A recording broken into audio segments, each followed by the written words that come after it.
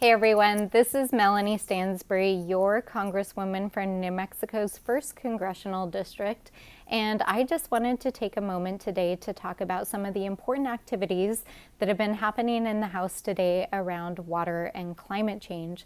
So let's start first with the passage of the PFAS Act that happened this afternoon on the House floor.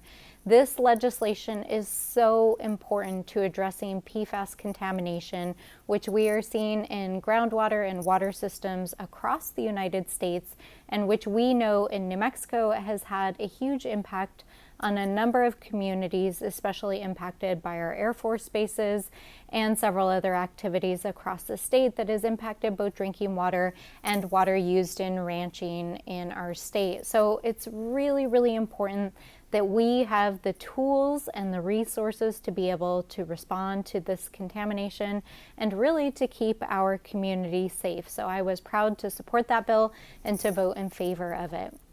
This morning, I participated as a member on the Subcommittee of Water and Oceans, which is a subcommittee of the House Natural Resources Committee, to hear the budgets of several of our water resources agencies.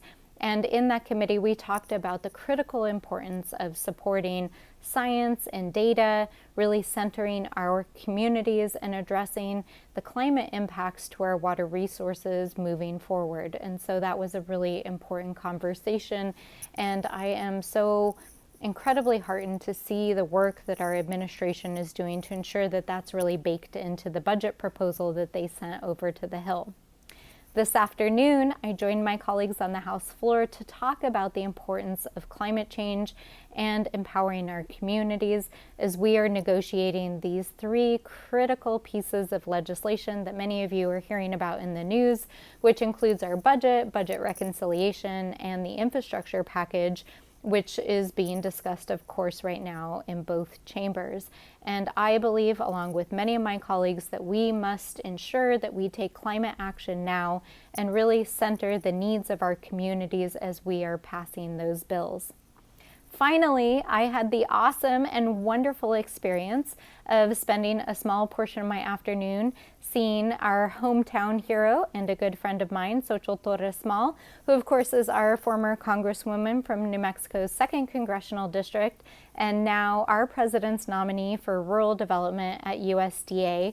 And we are so incredibly proud, and I can't wait to support our amazing colleague and friend as she supports our communities and serves our country in her new role.